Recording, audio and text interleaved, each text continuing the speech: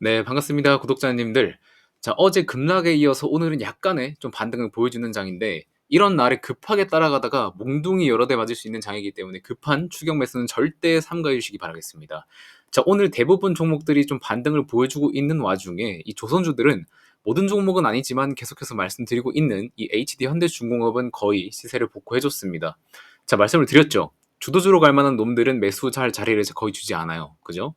그러면 언제 이놈을 매수를 해야 하냐가 제일 중요한 거잖아요. 그 자리는 3분기 눌릴 때 사면 된다고 한 차례 말씀을 드렸습니다. 꼭 기억하시고요. 그때가 조선사들 수주 물량 붙는 게 좀 시원찮을 시기예요. 그래서 시장에서 조금 잊혀질 때, 시세 변동폭이 좀 줄어들 때 그즈음에 우리는 매수를 진행하면 됩니다. 보통 주도주로 찍히면 뭐 과거 에코프로나 HD 현대 일렉트릭처럼 쉴 틈 없이 가긴 하는데, 여러분들이 그 확률에 배팅을 해보고 싶으시다면 뭐 지금 당장 들어가도 돼요. 근데 조건은 있죠. 무조건 분할로 매수한다는 마인드로 매수를 하셔야 된다. 한 방에 매수하실 거면 지금 절대 하면 안 됩니다. 분할로 뭐 20만 원 이하로 내려오면 뭐 만원 단위로 눌리면 매수를 해보세요.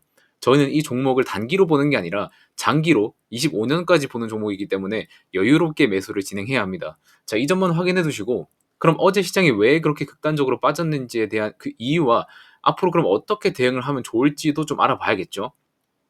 자, 어제 장중에 나스닥 선물이나 뭐 아시아 증시, 뭐 일본 니케이 등 이런 지표들이 엄청난 하락폭을 나타내면서 동반 하락을 좀 했는데, 자, 일본에서 엔캐리 트레이드 자금 청산이 나타난다고는 이야기를 해요.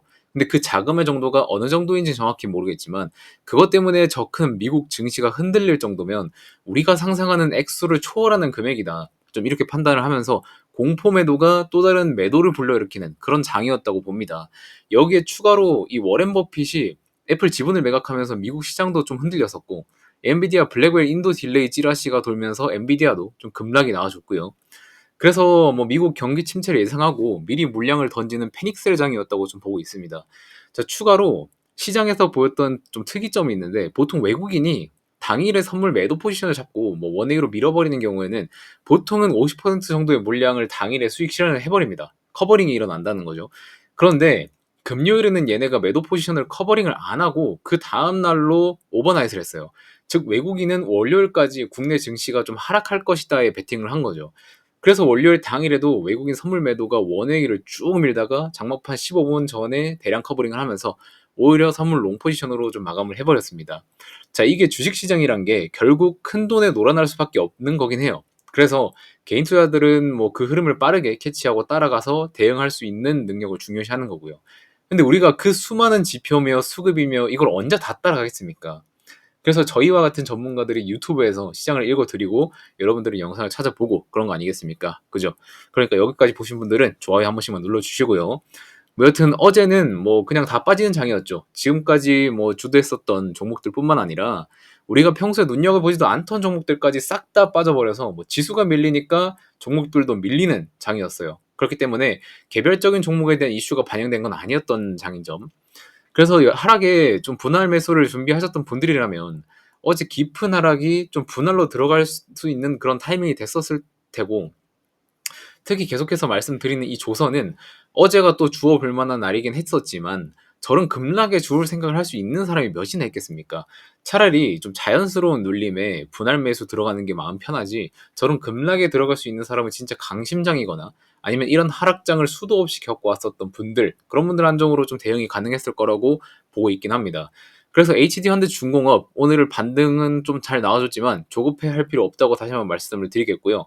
만약에 얘가 계속해서 눌림 자리를 줄 생각이 없어 보인다 싶으면 여러분들께 추가로 영상 브리핑을 좀 드리도록 할 거예요.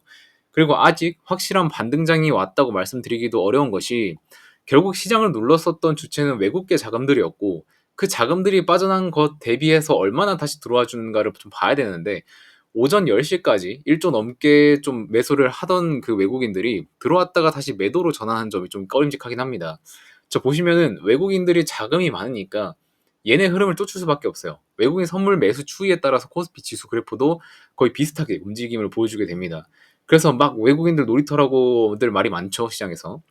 그래서 아직까지는 이 미연준이나 일본 재무성에서 어떤 조치를 취할지가 미지수기 때문에 비중 베팅은 절대 하면 안 되는 시기고, 여러분들이 뭐 나는 이거 반등 바로 나올 것 같다 하시는 분들이면은 지금 접근하더라도 비중 최소화하고 분할로 들어가세요. 좀 보수적으로 보시는 분들이라면 내일 그리고 모레까지 추이를 좀 지켜보시는 게 좋은 방법이고요. 각자 상향에 맞는 방법으로 좀 시도를 해보면 좋을 것 같습니다. 그리고 지금 시장에 대한 코멘트를 조금 드리자면 좀 과하다는 생각은 들긴 해요. 원래 시장 지수가 노멀하게는 뭐 1%, 많아야 뭐 2% 정도로 움직이는데 보통 하루 변동폭이 컸던 날도 평균 5% 내외였어요. 근데 이번에 12% 하락은 제가 알기로는 역대급 변동폭으로 알고 있거든요. 근데 지금 상황이 2008년 금융위기와 똑같은지 2020년 코로나 상황과 똑같은지를 판단해 봐야 된다는 거죠. 일단 이만큼의 변동성이 나와준 만큼 오늘처럼 지수가 5% 상승하고 등락하는 일은 조금 더 나와줄 수도 있어요. 하지만 한국 지수가 어제 하락했었던 이 2400포인트 기준으로 PBR이 0.85배 정도 됐었습니다. 근데 이 수치가 리먼 사태 때 수치급인 거를 감안하면 이만큼 떨어질 이유였나 싶은 거죠. 코로나 팬데믹 때 왔던 수치는 PBR 0.6배 정도 됐는데 정말 과도한 하락이라서 이때는 V자 반등이 나와줬었어요.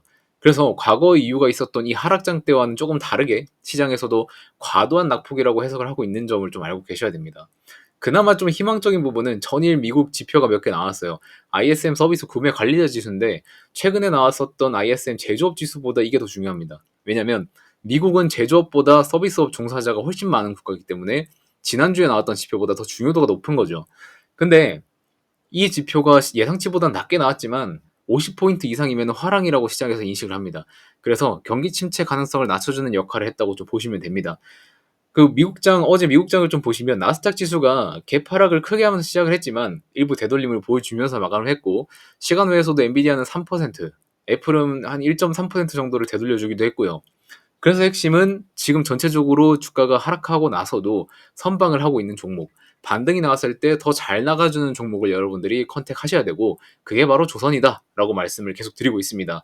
자, 오늘 HD현대 중공업도 어제 하락분을 전부 메꿨다가 오늘 조금 하락해서 마감을 하긴 했지만 기간도 오늘 많이 담았고요. 외국인 이탈이 조금 있었긴 하지만 과거 상단 매물에서 매수한 이 물량 대비해서는 이 정도는 좀 가벼운 수준이긴 합니다. 그래서 눌림이 오면 3분기까지 좀 길게 보시고 조정 혹은 횡보 타이밍에 접근을 해보시면은 연말까지 좀 좋은 성적 보실 수 있을 거라고 생각을 합니다.